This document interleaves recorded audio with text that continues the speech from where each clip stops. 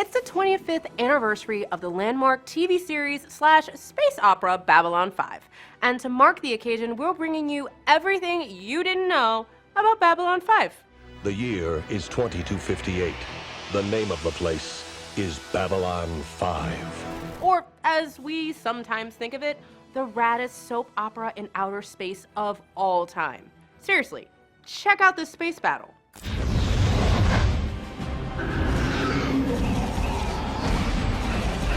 That's only one of the many reasons Babylon 5 was truly groundbreaking for its time. Not to mention Kosh, a personal fave. I mean, what a badass they are. You said you wanted to teach me to fight legends? Well, you're a legend too, and I am not going away until you agree.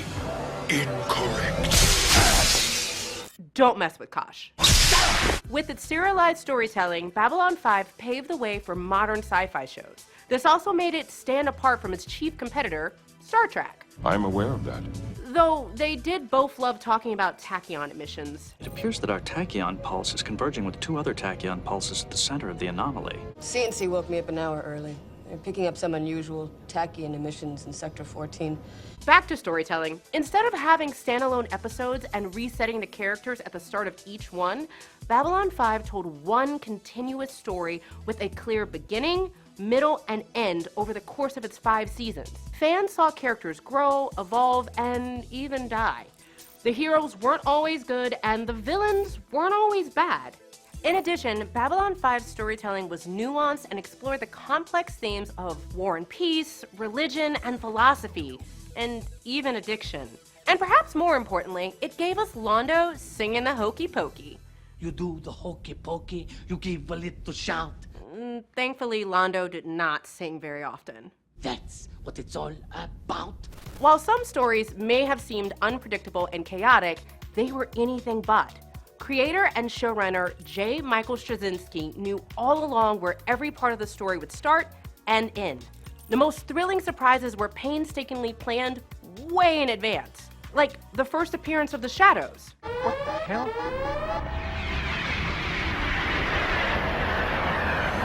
In fact, there are episodes in Season 1 that pay off in Season 5.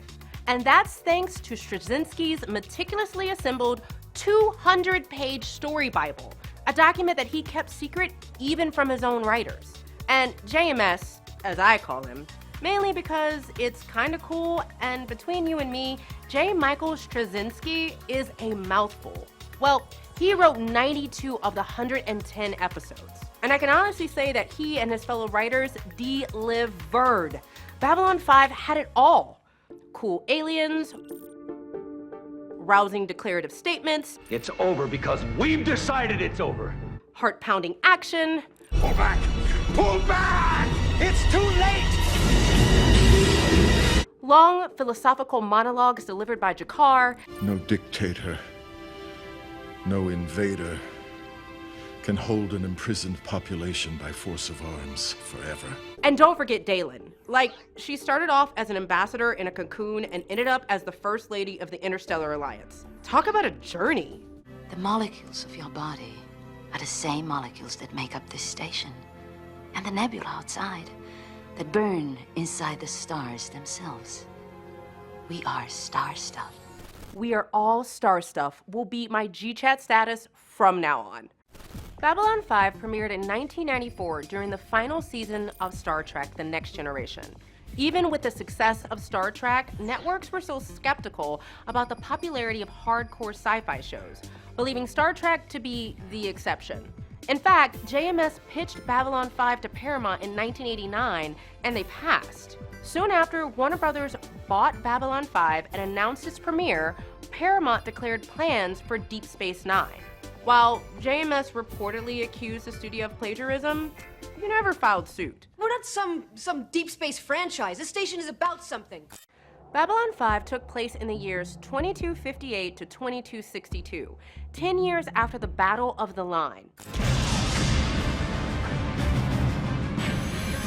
What's that you say? What's the Battle of the Line? Well, it's just the final battle in a protracted war between humanity, also known as the Earth Alliance, and their arch enemies, the Mumbari, who really didn't even break a sweat in that aforementioned battle.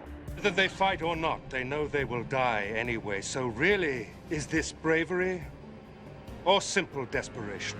No, seriously, with the Minbari on the verge of victory and the annihilation of Earth at hand, the Minbari suddenly surrendered without explanation. It was a shocking twist that left viewers and even the show's own characters wondering what the heck happened. Why did the Minbari surrender at the Battle of the Line on the very eve of victory?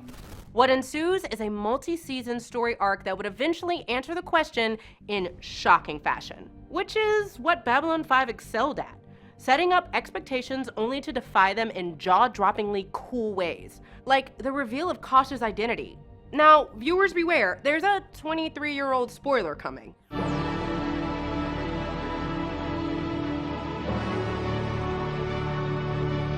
Yep, Kosh, Space Angel. Kosh.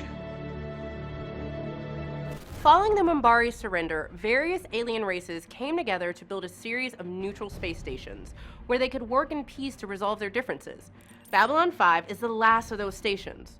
Or, as the show's intro dramatically puts it, Its goal, to prevent another war by creating a place where humans and aliens could work out their differences peacefully. things didn't always end peacefully, however. In fact, there were 4 Babylon stations prior to Babylon 5, and they were all destroyed by terrorists.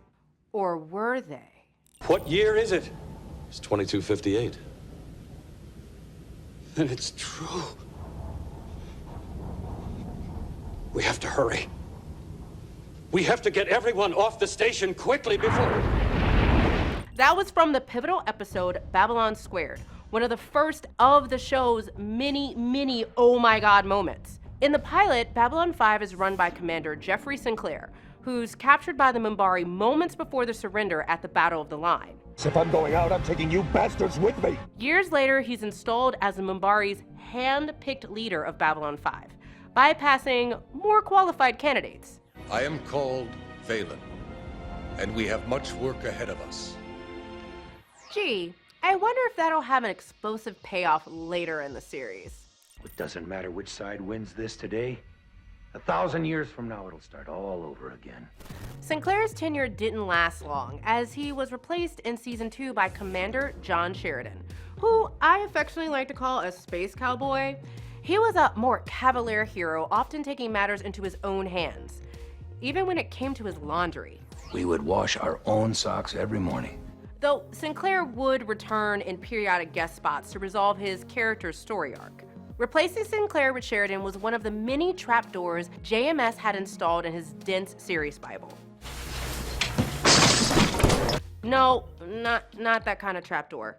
Trapdoors were a concept that writers frequently used to help them maintain the show's overall plotline despite the unpredictability of, and the realities of, producing network TV. As JMS said, the trouble is that unlike writing a novel, where characters exist only on a sheet of paper, actors can get sick, they can get into contract disputes. Consequently, in drafting the story for Babylon 5, I made sure there was a trapdoor built into the storyline for every character, which is another way of saying anybody can be killed off and replaced for the sake of the story. Or as Jakar would say, Dead, dead, dead, dead, dead, dead, dead. Throughout the show's 5-year run, many characters were replaced by similar archetypes, so that storylines could move on to their preordained end. Like when Dr. Stephen Franklin replaced Dr. Benjamin Kyle, who was great, even though he didn't appreciate jokes about space.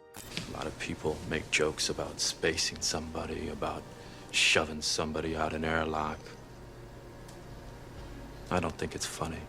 Apologies, as he would not have liked this segment. They also replaced Lieutenant Commander Takashima with fan favorite, she can introduce herself.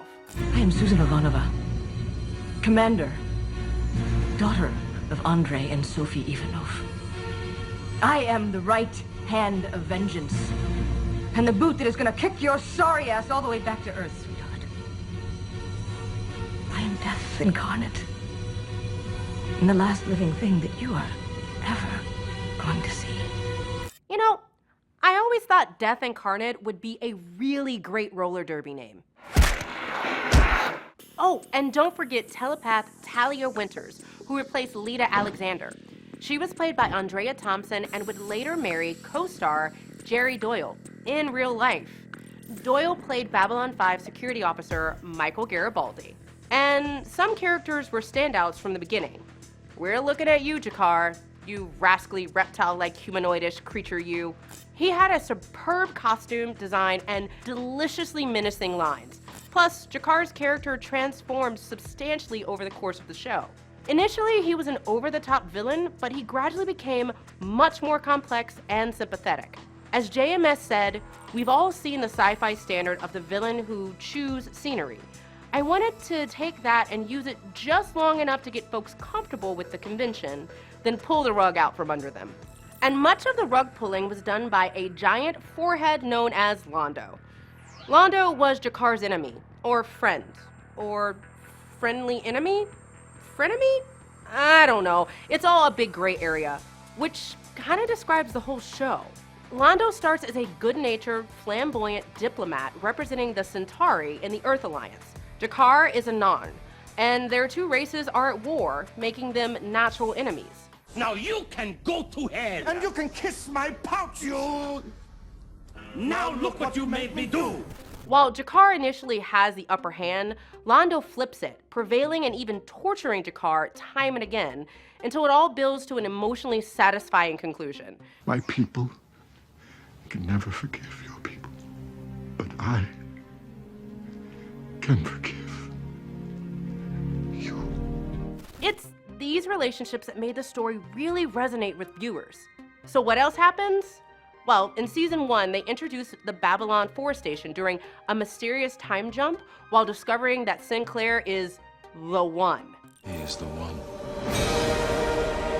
Nope, not Neo. It's a different the one. You are the one who was. You are the one who is. You are the one who will be. Season 2 escalates the dramatic tension with the introduction of the Shadows, a formidable alien enemy that threatens Babylon 5, and well, most of everyone's existence. In Season 3, the conflict comes to a head with plenty of opportunities to check out their sweet, sweet ships. So this is probably a good time to mention that Babylon 5 took special effects to a whole new level, with truly cinematic battles and its advanced special effects team. They even won an Emmy in visual effects and no doubt influenced a new generation of CGI artists. Just watch the Shadow Fleet as they encounter Vorlon ships.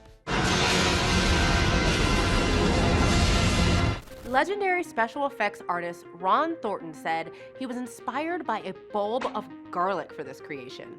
Yes, inspiration can be found anywhere, kids. A true artist is never appreciated in his own time. Plus, the costuming was ahead of its time. Look at Lauren, the first sentient being in the galaxy. He's timeless, elegant, and he also has a really huge forehead.